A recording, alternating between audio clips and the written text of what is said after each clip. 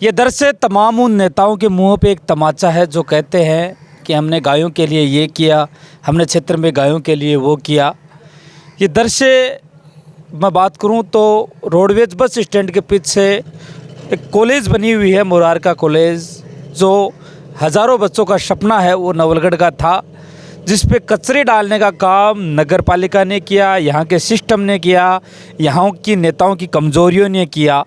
ये फेलियर है। आज से कई सालों का लगभग 50 बार यहाँ के कई छात्र संगठन है वो इस कचरे को हटाने के लिए आवाज़ उठा चुके हैं। केवल ये आवाज़ उन छात्र संगठनों की नहीं है, उन छात्र छात्राओं की नहीं है जो मुरारका कॉलेज में पढ़ते हैं। ये उन बेजुबानों की भी आवाज़ है जो आज थैलियाँ खाकर है, अपनी जान है उन थैलियों के माध्यम से गंवा देते हैं। कुछ सांड एक बार आगे आके आप दिखाइए। कुछ सरकार ने ये कहा था कि इन्हें आवारा मत कीजिए साहब, इन्हें बेसहारा कीजिए। ये बेसहारा नहीं है, ये उन नेताओं के मुंह पे कहें कि एक कालिक पोतने वाला काम है जो ये कर रहे हैं। बड़े बड़े वादे सरकारें आती हैं, सरकारें जाती हैं, नेता आते हैं, नेता जाते हैं। कई बार गायों पे राजनीति भी होती है। मैं किसी पार्टी विशेष की बात नहीं करता, मैं सभी पार्टियों से विषय में कहता हूँ, क्या नवलगढ़ के लिए आज शहर में जहाँ भी जाएं, जिन गलियों से अपन लोग गुजरते हैं, आए दिन यहाँ के बेसहारा जो सांड हैं, जो गायें हैं, वो आपको शहर में खुले घूमते हुए नज़र आती हैं और थैलियाँ खाते हुए भी नज़र आती हैं। मैं मुरारका कॉलेज के पीछे मौजूद हूँ, जहाँ कचरे का भरमार है। कचरे का भरमार के साथ साथ यहाँ थैलियाँ भी हैं जो ये गाय सांड ये खाते हैं। मैंने तो पड़ोसियों से ये तक सुना है कि गाय सांड यहाँ थैलियाँ खा के यहीं मर्द हो जाते हैं। अर्धमर्द होने के बाद नगर पालिका के जेसीबी उन्हें यहीं दफन कर देती है। इस बात में कितनी सच्चाई है वो तो पड़ोसियों से अगर आप आके चर्चाएं करेंगे तो वो भी आपको इस विषय में जानकारी रखेंगे। कहीं ये आज की समस्या नहीं है, ये एक लंबे समय से चली आ रही समस्या है। नगर पालिका ने कई बार इस पे वादे भी किए, छात्र संगठनों ने इस बार कई बार ज्ञापन भी दे दिया। यहाँ तक कि नेताओं के मुँह से मैंने वादे करते हुए सुना है कि 15 दिन में इसका सॉल्यूशन कर देंगे, 20 दिन में इसका सॉल्यूशन कर देंगे। कुछ महीनों पहले जब छात्र संगठन एसएफआई और इसके साथ कुछ और भी कार्यकर्ता छात्र छात्राओं के साथ धरने पर बैठे थे, तो कुछ यहाँ के सिस्टम के अधिकारी, फेलियर सिस्टम के अधिकारी यहाँ आए थे। उन्होंने वादा किया था कि इसको हमें 40 दिन का वक्त दीजिए। नगर पालिका भी कहती है हमें 20 दिन का वक्त दीजिए, हम इस कचरे को पूर्णतः हटा देंगे, एक अच्छी मशीनरी लेकर आएंगे। एक बार वो मशीनरी पहले भी लगी थी, कितना काम किया वो तो पूरे नवलगढ़ की जनता ने देखा था। मैं दोबारा कहता हूँ, एक नहीं दो नहीं सैकड़ों पशु अभी तक इस जगह से जो थैलियाँ निकलती हैं, शहर से जो आने वाला कचरा है, उस कचरे को खा के मौत के मुंह में वो चले जाते हैं। हालांकि कुछ क्षेत्र में कुछ गौशालाएं बनी, कुछ गौसेवकों ने बड़े अच्छे इंतजाम भी किए।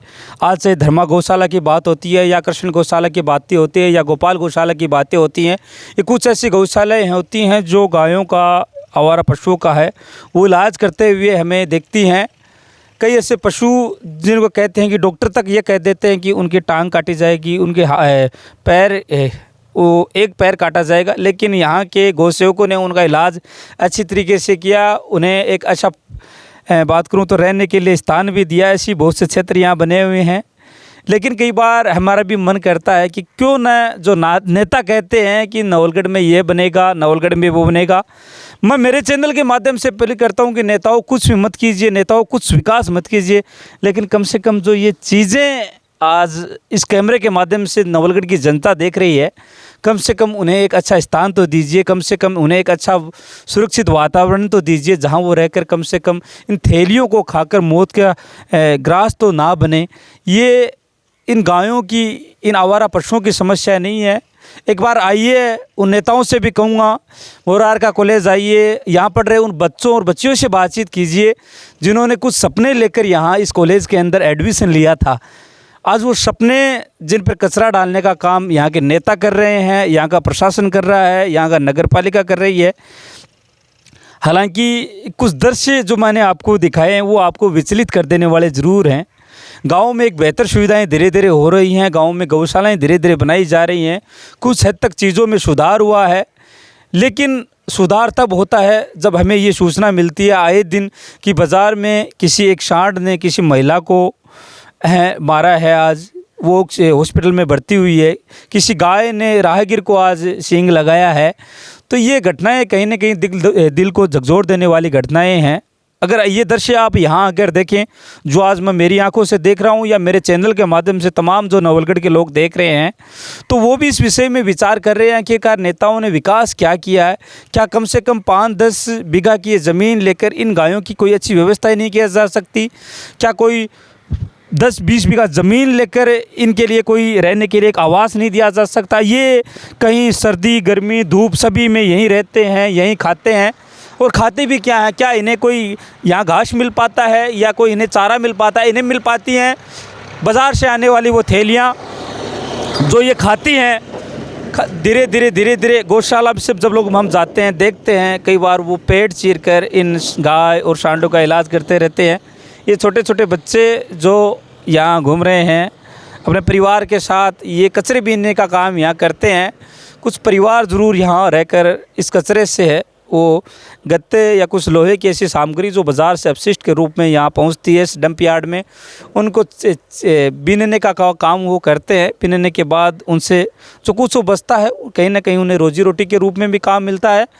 लेकिन ये सवाल मेरा उन नेताओं से था आज के इस वीडियो के माध्यम से, आखिरकार वो नेता जो विकास के वादे करते हैं, जो विकास की गिनतियां हमें गाँवों में भाषणों के माध्यम से देते हैं, ये किसी एक नेता से सवाल नहीं है, तमाम क्षेत्र से आने वाले जनप्रतिनिधियों से है हमारा है कि विकास ऐसा कीजिए जो कम से कम जिन पर राजनीति की जाती है, जिन गायों को लेकर राजनीति की जाती है, उनका तो कम से कम विकास हो ना। इन्हें विकास की परिभाषा अपन लोग नहीं दे सकते।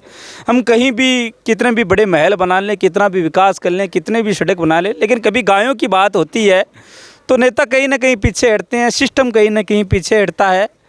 ये सिस्टम के ये एक छोटा सा बच्चा जो अपने परिवार के साथ, आप शायद मेरे हिसाब से इस वीडियो में देख रहे हैं, क्या हालत होती होगी जो ऐसे आते हैं, कचरा बीनते हैं। हालांकि इन्हें परिवार का गुजारा करने के लिए कुछ ना कुछ करना पड़ता है। सवाल नवलगढ़ का आज का ये है कि आखिरकार इस कचरे से मुक्ति कब मिलेगी, इनको एक सुरक्षित पशुओं को वातावरण कब मिलेगा, क्या जो कॉलेज सपने देखकर यहाँ जो बच्चे आए थे उन्हें सुरक्षित रूप में कब माहौल मिलेगा।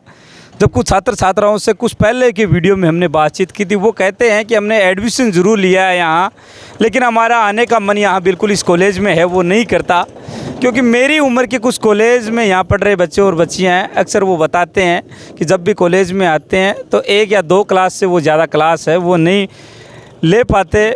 क्या नेताएं 2 कहते हैं कि हमने 100 करोड़ का विकास किया, 300 करोड़ का किया, 500 करोड़ का किया, 400 करोड़ का विकास किया, तमाम क्षेत्र में सरकारें बनी, नेता आए गए, मशीनरियाँ क्या सरकार की इतनी मशीनरियाँ कमज़ोर हैं जो 50-40 करोड़ रुपए लेकर इस कचरे को कहीं ना कहीं बीनने का काम वो करें। मशीनें आएँ, ऐसी मशीनें, टेक्नोलॉजी बहुत बेहतरीन तरीके से भारत आगे बढ़ रहा है।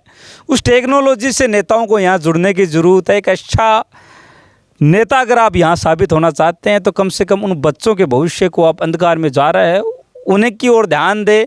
इन गायों पे जिन पे राजनीति होती है उनकी ओर ध्यान दे। आखिरकार क्यों उन्हें राजनीति का सहारा गायों के रूप में लिया जाता है? एक अच्छा वातावरण दीजिए। बहुत सी ज़मीनें हैं, बहुत से ऐसे जोड़ क्षेत्र में जहाँ एक अच्छी गौशाला बनाइए। नवलगढ़ में हो रही आए दिन की घटनाओं को उनसे कम किया जा सकता है और इन जो पशुओं को है कम से कम मौत के मुँह से निकाला जा सकता है। मेरा वीडियो देखकर आप इस विषय में क्या सोचते हैं वो भी आप हमें कमेंट करके बताइए। क्या मैंने जो चीज़ें बताई, जो सत्य बताई, इस वीडियो के माध्यम से आपको क्या लगता है? कमेंट करके आप अवश्य राय रखें।